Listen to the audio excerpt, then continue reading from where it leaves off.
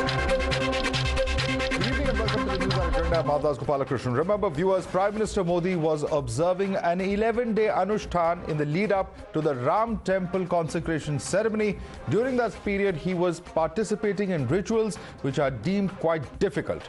From diet restrictions to conditions on how to sleep, it was a journey that was challenging in many ways. However, Swami Govind Dev Giri Maharaj, the treasurer of the Temple Trust and the seer who was by the Prime Minister's side throughout the consecration ceremony, has praised the Prime Minister for the extreme penance that he went through. He went on to say that he saw qualities of Chhatrapati Shivaji Maharaj in the Prime Minister. The comparison, however, has angered the Uddhav Sena, with Uddhav Thackeray saying that there cannot be any comparison between the two. To talk about all of this, we are joined by Swami Govind Giri Maharaj himself. You're watching the News Hour at 10, debate number 1 on Times Now, Super Prime Time. Thank you so much, Swamiji, for speaking to Times Now. Yesterday, when you were speaking after the Pran Pratishtha, आपने ये कहा था, आप काफी emotional और भावुक दिख रहे थे. Tell us कि जो एक्सपीरियंस रही प्राण प्रतिष्ठा के बाद रामलला की, उस समय आपको क्या लग रहा था? ऐसा है, अंतःकरण वास्तव में भरा हुआ था. 500 वर्षों की प्रतीक्षा, लाखों लोगों का बलिदान, हमारे ऊपर की जिम्मेदारी और उसकी पूर्णता का समाधान, ये सारी बातें एक साथ घुल मिल करके मेरे सामने आ गई थी और इसलिए भावुक होना स्वाभाविक था. मुझे याद आ रहे थे हमारे वे बलिदानी, हमारे वे कार सेवक और हमारे वे सभी दानदाता भी जो गरीब से गरीब होकर के इस समर्पण के लिए अत्यंत उत्साहित थे. उनके ही बल पर यह कार्य पूरा हुआ है. इसलिए अंतःकरण कृतज्ञता से भर आ रहा था. एक और दूसरी ओर इस देश का वह प्रधानमंत्री जो स्वयं हमारे लिए एक अत्यंत बड़ा आदर्श बनकर के खड़ा है, जिसने अपने अंतःकरण में आधुनिकता के साथ प्राचीन संस्कारों को बचाए हुए रखा है, जो हमारे ठाकुर जी को देखते ही साष्टांग दंडवत प्रणाम करता है, जो 11-11 दिन का उपवास करता है, जो भूमि पर शयन करता है ताकि मैं भगवान श्री राम की प्रतिष्ठा के लिए अपने को योग्य बनाऊं. ये सब सोच करके भी आश्चर्य होता है. अपने आप इस कराल कलयुग में भी इस प्रकार के किसी व्यक्ति को अपने पास पाकर के और भावुक हो जाना मेरे जैसे व्यक्ति के लिए स्वाभाविक है. स्वामी जी, आप उस वक्त गर्भगृह में प्रेजेंट थे, उस वक्त वहां पे थे जब प्राण प्रतिष्ठा चल रही थी. हमें डिटेल में बताइए कि क्या क्या रिचुअल्स थे जो प्राइम मिनिस्टर ने कंडक्ट किया. हमने देखा कि उन्होंने दंडवत साष्टांग भी किया था. क्या क्या रिचुअल्स थे, क्या क्या हुआ था उस समय गर्भगृह के अंदर? ऐसा है, ये प्राण प्रतिष्ठा का जो विधान होता है, ये केवल एक दिन का या घंटे भर का नहीं होता है. इसके पीछे कुछ पूर्व पीठिका होती है. आप जानते हैं कि दिनांक 18 से यह पूजा पाठ आरंभ हो चुका था और यह पूजा पाठ 2 स्थानों पर हो रहा था.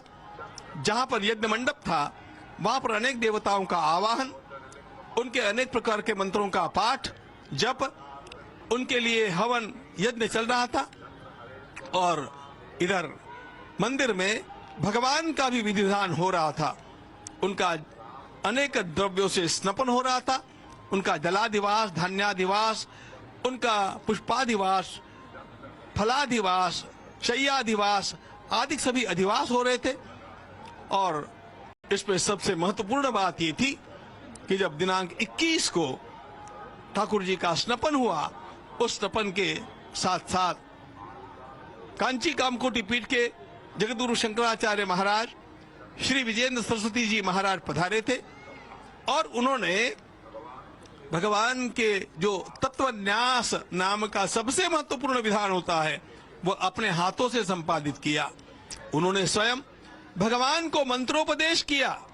उन्होंने स्वयं भगवान का नाम भी रखा और सारे विधि विधान को पूर्ण होने के पश्चात अब थोड़ा सा कार्य बाकी बचा था जो बड़ा महत्वपूर्ण था. वह कार्य दिनांक 22 को संपन्न हुआ.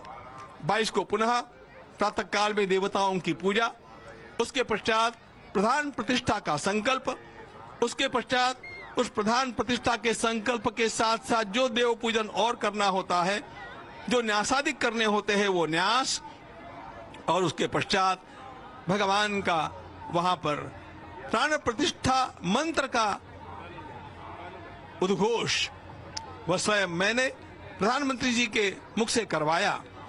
मैंने स्वयं मंत्र का पठन करके उनको मंत्र बोलने लगाया 3 बार, और प्रतिष्ठ सुप्रतिष्ठित वरदो भव ये कहने के साथ प्रतिष्ठा का विधान संपन्न हुआ। अब प्रतिष्ठा हो गई तो अब भगवान का पूजन करना चाहिए। वो फिर पूजन भी हुआ। फिर 1008 चांदी के और स्वर्ण के पुष्पों से भगवान की अर्चना हुई। ये सब अनेक प्रकार की अर्चना चलती रही, और फिर भगवान की आरती होकर के ये विधान पूर्ण हुआ। उसके पश्चात प्रधानमंत्री जी ने साष्टांग दंडवत प्रणाम बहुत देर के लिए किया। वो भावुक बनाने वाला क्षण था। ये सारा अंदर का विधान हुआ। जी स्वामी जी, आपने कल ये भी प्रधानमंत्री को चरणामृत भी दिया था। उन्होंने अपना अनुष्ठान उस वक्त तोड़ा था। उस समय क्या बात हुई थी आपके और प्रधानमंत्री के दौरान, उस अनुष्ठान को तोड़ने के पहले या उसके बाद में? ऐसा हुआ था, वास्तव में उपवास पूर्ण करने के लिए सामान्य तरीका जो अपनाया जाता है वो ये है कि गुनगुने जल में थोड़ा शहद और उसमें नींबू के 2 बिंदु टपका करके मिला करके और वही दे करके उपवास का समापन सामान्यतः सर्वत्र किया जाता है। हम लोगों ने भी वही सोचा था और वही तैयारी भी की थी, लेकिन गर्भगृह के बाहर आने के पश्चात प्रधानमंत्री जी ने मुझे अलग से एक बात कही कि मुझे और कुछ मत पिलाना, मुझे आप भगवान का चरणामृत ला करके पिलाना। ये बात मेरे लिए भी एक अनोखी बात थी, और इसीलिए पुनः दोबारा तैयारी करके भगवान का चरणामृत वहां से लेकर के मंच के ऊपर लाया गया और मैंने 3 चम्मच वही उनको पिलाया। और उस दौरान जब आप प्राण प्रतिष्ठा के दौरान या जब आप गर्भगृह में थे, कुछ और बात हुई थी आपकी प्रधानमंत्री जी से? जब चरणामृत देना था तो वो हथेली में दिया जाता है और तीर्थ लिया जाता है। मेरे मन में वही था, लेकिन उन्होंने धीमे से कहा पिला दो ना, तो फिर मैं भी भावुक हो गया और मेरे भीतर का भी वात्सल्य उमड़ आया। फिर मैंने निसंकोच उन्हें 3 बार चम्मच से चरणामृत पिलाया। मेरा मन भर आया, उनका भी मन भर आया था। जी, और साथ ही में आपने कहा था कि प्रधानमंत्री ने ज्यादा किया, जितना आपने अनुष्ठान में सजेस्ट किया था कि वो तैयारियां करें, उससे कई ज्यादा बढ़कर प्रधानमंत्री ने अनुष्ठान के समय अपनी रिस्ट्रिक्शंस रखे। ये बताइए कि आपने क्या क्या सजेशन दी थी अनुष्ठान की प्रिपरेशन के लिए प्राण प्रतिष्ठा से पहले, और क्या क्या रिचुअल्स थे जो उन्होंने फॉलो किया, चाहे यम नियम हो, अन्यथा बाकी नियम जो भी है उन्होंने फॉलो किए थे, उसके बारे में थोड़ा बताइए। जब लगभग 20 दिन पहले मुझसे पूछा गया कि हमें क्या क्या करना चाहिए, क्योंकि भगवान श्री राम की प्रतिष्ठा अपने हाथों करनी है, तो अपने शरीर की, मन की, वाणी की शुद्धि भी करनी चाहिए। तो इसके लिए क्या क्या विधान शास्त्र में है, मैंने महापुरुषों से पूछ करके उनको संपादित करके उनके पास भेज दिया था। जो भेजा था वह ऐसा था, 11 दिन के लिए उनको विदेश यात्रा नहीं करनी चाहिए। 11 दिन के लिए उनको एकभुक्त यानी एक समय भोजन करना चाहिए, दूसरी बार फलाहार ले सकते हैं। हमने ये भी लिखा था कि उनको 11 दिन तक भगवान श्री राम के विशिष्ट मंत्र का जप अधिक से अधिक करना चाहिए, कम से कम 1 माला तो करना ही चाहिए। हमने ये भी लिखा था कि अंतिम 3 दिनों में उनको अन्न का आहार नहीं लेना है, फल ले सकते हैं। हमने ये भी लिखा था कि इन 3 दिनों में उनको पलंग पर नहीं सोना है, भूमि पर चौकी पर कंबल डाल करके उस पर वे शयन कर सकते हैं। भूमि शयन करते हैं तो अच्छा है। यह सब हमने लिखा था। इसके साथ साथ अहिंसा, सत्य, अस्तेय, ब्रह्मचर्य, असंग्रह और शौच, संतोष, तपस, स्वाध्याय और ईश्वर प्रणिधान, ये 10 यम नियम भी लिख करके भेज दिए थे। हमने जो लिखा था वो ये था, लेकिन उन्होंने तो 11 दिन का ही उपवास पूरा कर दिया, सबसे बड़ा तप कर लिया। वे लगातार केवल कंबल के ऊपर भूमि शयन करते रहे। जो मंत्र उनको दिया गया था उस मंत्र का जप वे निरंतर करते हुए दिखाई दिए जब भी खाली होते थे। और उन्होंने इन 11 दिनों में प्रभूत तीर्थ यात्रा की। नासिक गए, श्रीरंगम गए, रामेश्वरम गए, गुरुवायूर गए। छत्रपति शिवाजी महाराज के समकक्ष मैंने कभी किसी को नहीं कहा, लेकिन यदि उनके गुणों का चिंतन किसी में दिखता है तो ऐसे ही हमारे प्रधानमंत्री है, यह कहना मैं आज भी आवश्यक मानता हूं। छत्रपति शिवाजी महाराज का नाम तो मैं भगवान श्री राम, भगवान श्री कृष्ण के पश्चात एकदम शिवाजी का ही नाम लेते रहता हूं, और इसलिए उनकी बातें अलग है, अनोखी है, लेकिन उनके गुणों का अनुसरण करने का प्रामाणिक प्रयास करने वालों का भी सम्मान होना चाहिए। और इस दृष्टि से वास्तव में आज हमें वो जो उपलब्ध है वो उन गुणों से अन्वित हम लोगों को दिखते हैं। क्योंकि पॉलिटिकल रिएक्शंस भी आने लगे इस कमेंट पे। उद्धव ठाकरे ने ऑब्जेक्ट किया है कि प्रधानमंत्री की कंपैरिजन छत्रपति शिवाजी महाराज से नहीं होनी चाहिए। क्या कहना चाहेंगे आप उन्हें? हमने कभी भी किसी को भी शिवाजी महाराज के समान माना नहीं जीवन में, और मान भी सकते नहीं। लेकिन शिवाजी महाराज का प्रामाणिक अनुसरण करने वाले कुछ लोग हैं और उनमें अग्रगण्य मोदी जी है, ये बात तो कहना आवश्यक है। उनके समकक्ष मानना ये अलग बात है, उनका अनुसरण करने वाला ऐसे कहना अलग बात है।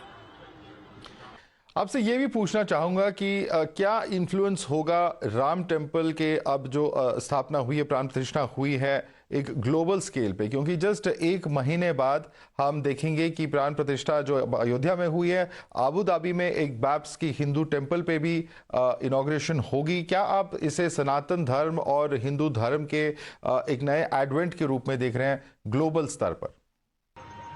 अयोध्या में श्री राम मंदिर में भगवान श्री राम की स्थापना, यह जैसा कि मैंने पहले ही वाक्य में मेरे कल कहा था, ये हमारे भारतीय अस्मिता की स्थापना है, ये हमारे राष्ट्रीय स्वाभिमान की स्थापना है, ये हमारे आत्मनिर्भरता की स्थापना है, आत्मगौरव की स्थापना है। जो समाज निरंतर पिटता रहा वो अब जागरूक होकर के अपने मान बिंदुओं का संरक्षण करने के लिए सिद्ध हो गया है। ये बात संसार के ध्यान में आई है, संसार उसका संज्ञान ले रहा है, और इसीलिए कुछ वर्षों पूर्व, 25-26 वर्षों पूर्व राम मंदिर की बात को उसकी खिल्ली उड़ाने वाली जैसे अब अखबार अब राम जी के मंदिर के इन सारी बातों का बड़ा स्तवन कर रहे हैं और उनको भी अच्छा लग रहा है। ये युग परिवर्तन है, ये काल परिवर्तन है, और इसलिए मेरा विश्वास है कि देश अपने खोए हुए आत्मविश्वास को, आत्मनिर्भरता को अब पुनः प्राप्त करके अधिकाधिक तरक्की करता जाएगा। देश की तरक्की करने का और राम राज्य होने का अर्थ किसी के विरोध में कुछ करना नहीं होता है। हमारे राम राज्य का सपना सबको सुखी करने का है, सब में समानता हो, सब सुखी हो, किसी प्रकार का शोषण नहीं हो, और सब लोगों को स्वतंत्रता से अपना जीवन जीने का और उपासना करने का अधिकार प्राप्त हो। इसी को तो राम राज्य कहते हैं। इसलिए इसमें किसी के लिए भी विरोध की भावना नहीं है, सबके मंगल की कामना है, और उसी का समय अब सन्निकट आया है, ऐसा हम लोगों को लगता है। और स्वामी जी, ये भी विपक्षी दलों द्वारा काफी आलोचना हुई है। उनका कहना है कि जो मंदिर है वो पूर्ण तरह कंप्लीट नहीं है, और इस तरह की जो प्राण प्रतिष्ठा है एक इनकम्प्लीट मंदिर में, ये सही नहीं मानते हैं। कई लोगों ने इसे लोकसभा चुनाव से भी जोड़कर देखा है। उन्होंने कहा है कि लोकसभा चुनाव के ठीक 3 महीने पहले इस तरह की प्राण प्रतिष्ठा हो रही है राजनीतिक कारणों की वजह से। क्या कहना चाहेंगे आप इन्हें? अब किसी के बात में कोई दम हो तो कोई उसका उत्तर देना। किसी की कही सुनी बात को केवल बोल करके और विरोध के लिए विरोध करके कहना हो तो उसका क्या उत्तर हो सकता है? सोमनाथ का मंदिर जब उसकी स्थापना हुई तब पूरा नहीं था, ध्यान रखना। मंदिर तो बाद में पूरा हुआ, लेकिन उस समय छोटी सी एक गुमटी बना ली गई थी जहां पर सोमनाथ जी भगवान की स्थापना हुई। मंदिर बाद में पूरा हुआ और ऐसे अनेक मंदिरों का इतिहास है। इसलिए मंदिर पूर्ण हुए बिना स्थापना नहीं होती, ऐसा शास्त्र में कहीं पर भी नहीं है। शास्त्रों के जानकार लोगों को मैंने इस स्थापना के पूर्व भी अनेक बार प्रसार माध्यमों से आह्वान किया था कि आप आकर के हमें कुछ दिखलाइए, तब हम उनका विश्वास भी करें और हमारी कोई त्रुटियां हैं तो उनको आकर के बतलाइए, हम अपने को सुधारने को तैयार है। We are open for all these corrections. लेकिन कोई आए नहीं। केवल कांची कामकोटि पीठ के भगवान शंकराचार्य महाराज के प्रतिरूप माने गए जगतगुरु शंकराचार्य विजयेंद्र सरस्वती जी महाराज पधारे और उनको तो इस सारे काम को देख करके शास्त्र शुद्ध होने के कारण बड़ा संतोष प्राप्त हुआ। उन्होंने अपने हाथों भगवान श्री राम के प्रति उस प्रतिमा के सारे न्यास संपन्न किए, भगवान श्री राम को मंत्रोपदेश किया, भगवान श्री राम का नामकरण किया। उनके नेत्रोन्मीलन के समय स्वयं उपलब्ध थे और स्वयं मंत्र पाठ कर रहे थे। तो ये सब काम शास्त्रीय विधि विधान से हम लोगों ने पूर्ण किया है और जो जो हमने किया उस हर बात के लिए मैंने पहले प्रमाण अपने पास रखे हैं और बाद में कोई बात की है। आप तो ये विधि विधान की बात कर रहे हैं, मुहूर्त को लेकर के भी बड़ी चर्चाएं हुई थी, लेकिन देश के अनेक उत्तम ज्योतिषियों से मैंने लिखवा करके अपने पास सब कुछ रखा था और उसके पश्चात मैंने इस दिन का निर्णय किया था। और इसलिए मुझे किसी प्रकार की हिचक नहीं थी, क्योंकि शास्त्रीय आधार के बिना कुछ नहीं करना ये मेरा स्वयं का नियम है। लेकिन लोग उसको केवल अपनी अनुकूलता के लिए प्रयोग में लाना चाहते हैं, तो वैसा हम होने देंगे नहीं। और स्वामी जी, आपने एक जगह कहा है कि जब राम जन्मभूमि तीर्थ ट्रस्ट के जो मेंबर्स हैं, ट्रस्टीज हैं, जब प्रधानमंत्री को इनवाइट देने के लिए गए थे, आपने इस मीटिंग का वर्णन करते हुए कहा था कि आपको 5:15 बजे का समय दिया गया था और जब वहां पहुंचे तो सबको ये सरप्राइज हुआ कि प्रधानमंत्री खुद वहां पे द्वार पे खड़े थे आपके स्वागत में। इसके बारे में थोड़ा बताइए। ये एक बार नहीं है, हम जिस समय उनसे मिलने गए हैं उस समय दिए समय पर that very moment he is at the door to receive us, ये हमारा अनुभव है। उस दिन भी 5:15 बजे का समय दिया था। 5:15 बजे वे द्वार में खड़े थे, हमारा स्वागत किया। 6:30 बजे तक 1.25 घंटा हम लोगों से वार्तालाप हुआ। बड़े खुले अंतःकरण से सारी चर्चाएं हुई। चर्चा के आरंभ में ही हम लोगों ने कहा कि अब प्रतिष्ठा के लिए आपको पधारना है। निमंत्रण दिया, क्या क्या करना चाहिए उनसे पूछा। उनका विनम्र उत्तर ये था कि आपने न्यास की ओर से मंदिर बनाया है और न्यास मुझे आज निमंत्रण देने के लिए आया है, तो क्या करना चाहिए ये आप मुझसे नहीं पूछे, आप मुझे बताइए कि मुझे क्या करना है। मैं आपके निमंत्रण का स्वीकार करता हूं और आप जो जो बताएंगे वह करने के लिए मैं वहां पर आ रहा हूं। यहां से चर्चा का आरंभ हुआ और फिर बहुत सी बातों की चर्चा चलती रही, लेकिन कहीं पर भी वे आग्रही नहीं दिखाई दिए, कहीं पर भी उन्होंने एक भी बात को डिक्टेट नहीं किया। हमारी बातों को समझ लिया और उसके अनुसार अपनी स्वीकृति प्रदान की आनंद के साथ। And what did the Prime Minister have to say? Did he have any suggestions? कुछ suggestions रखे उन्होंने मंदिर या प्राण प्रतिष्ठा सेरेमनी को लेकर? उनका ध्यान इस कार्य की ओर निरंतर रहा है। जब कंस्ट्रक्शन चल रहा था उस समय उन्होंने आरंभ में एक बात कही थी कि निर्माण का कार्य ऐसे किया जाए कि रामनवमी के दिन मध्याह्न के समय भगवान श्री राम लला के कपाल के ऊपर सूर्य की किरणें आ जाए। रामनवमी के दिन मध्याह्न के समय रामलला के कपाल के ऊपर सूर्य किरणें आ जाए, यह कितनी अनोखी कल्पना है। हमने उसको नाम दिया है राम तिलक। तो सूर्य के द्वारा किया गया है राम तिलक। अब उसके लिए वैज्ञानिकों को भेज करके, विशेषज्ञों को भेज करके, मंदिर के स्ट्रक्चर का अध्ययन करके, मंदिर की मूर्ति की ऊंचाई कितनी होनी चाहिए, ये सब उनकी कल्पना से, उनके विशेषज्ञों से भेज करके किया गया काम है। ये उनका योगदान है। फिर वे बीच बीच में पूछते रहते दिव्यांगों की व्यवस्था कैसे होगी, उनके लिए रैंप कैसे कैसे बनेंगे। फिर वे कहते हैं कि बहुत बड़ी ज्योतियां मंदिर में मत जलाइएगा, मंदिर के दीपक छोटे होने चाहिए ताकि वहां पर धुआं अधिक होकर के और कालिख निर्माण न हो जाए। वे इस प्रकार मंदिर में प्रवेश किसका होगा, गर्भगृह में यदि कोई नहीं जाए तो अच्छा है, पुजारियों को तो जाना ही होता है। लेकिन सोमनाथ के मंदिर के वे ट्रस्टी है, सोमनाथ के मंदिर में किसी का प्रवेश नहीं होता है, तो वे सुझाते रहते हैं इस प्रकार की अच्छी अच्छी बातें मंदिर में हम लोग भी अपनावे। स्वामी गोविंद देवगिरी महाराज हमारे साथ जुड़ने के लिए on describing all that took place through the course of the day yesterday and earlier. I'd like to thank you so much for joining us here on Times Now.